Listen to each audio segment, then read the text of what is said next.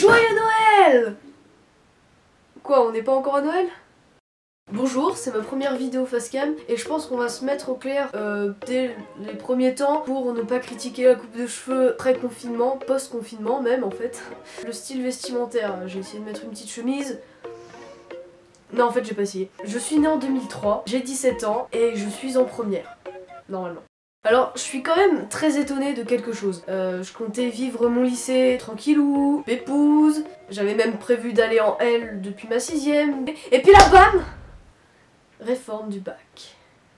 Alors là, c'est totalement la merde. Ils décident d'une réforme alors que nous, les 2003, sommes en seconde. Mise en place de la réforme, nous passons en première. Alors là, c'est encore plus la merde. Non mais faut vous expliquer. Avec cette réforme, le programme change. Le programme de la seconde à la terminale. Je sens que vous commencez à comprendre. Hein, vous commencez à comprendre. Donc on se retrouve en première du nouveau bac, avec des choses que nous sommes censés avoir assimilées en seconde, mais dans la seconde du nouveau bac. Seconde que nous n'avons pas faite. Oui, je sais, c'est compliqué. Ce qu'il faut retenir, c'est qu'on va avoir le droit à ce genre de choses. Non mais ça vous le savez quand même, je vais pas m'arrêter dessus. Oh, j'avais oublié. Vous êtes les 2021. Ah oui!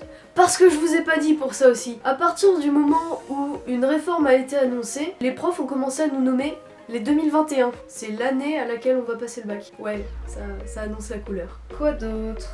Ah oui, parlons confinement, parce que là on a bien morflé aussi. Bon, pour le coup c'est pas que nous, néanmoins si les cours à distance c'est chiant, démotivant et pas pratique pour tout le monde au bout de 2 mois, ne pas annoncer la suppression de l'oral de français, c'est nous que ça concerne. Depuis le début du confinement, on nous tient en haleine, on nous dit travaillez, continuez d'étudier les textes, lisez Phèdre. Alors, c'est bien, mais pourquoi est-ce que nous on doit avoir une épreuve alors que le brevet est supprimé, le bac est supprimé? Donc vous me dites là que c'est plus important un oral de français alors que de toute façon on va avoir le grand oral en terminale pour le bac? Parfaite transition, vous trouvez pas? Comme si le nouveau bac ne suffisait pas, nous allons passer le grand oral. Et c'est quoi le grand oral au juste? On sait pas.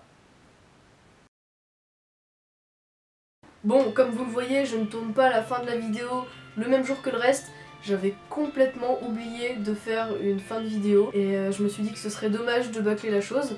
En tout cas, ce qu'il faut retenir avec cette vidéo, c'est que oui, on se plaint, mais je pense qu'on a raison de se plaindre. Surtout au niveau du bac de français, on n'a toujours pas les réponses, on sait pas encore à l'heure actuelle si on l'aura ou pas. Si on l'a, tant pis, tout le monde est passé par là, même si c'est beaucoup plus compliqué étant donné que nous ne sommes pas retournés en cours, que les professeurs de français n'ont pas forcément eu le temps de nous faire réviser l'oral, d'approfondir nos connaissances, Si on l'a pas, tant mieux, j'ai envie de dire, ça fera un stress en moins, du travail en moins. Et si on l'a, de toute façon, on est obligé, on n'a pas le choix, faut l'accepter. Donc j'espère qu'on l'aura pas, comme un bon nombre de personnes. En tout cas, profitez de cette période, parce que vaut mieux en rire qu'en pleurer.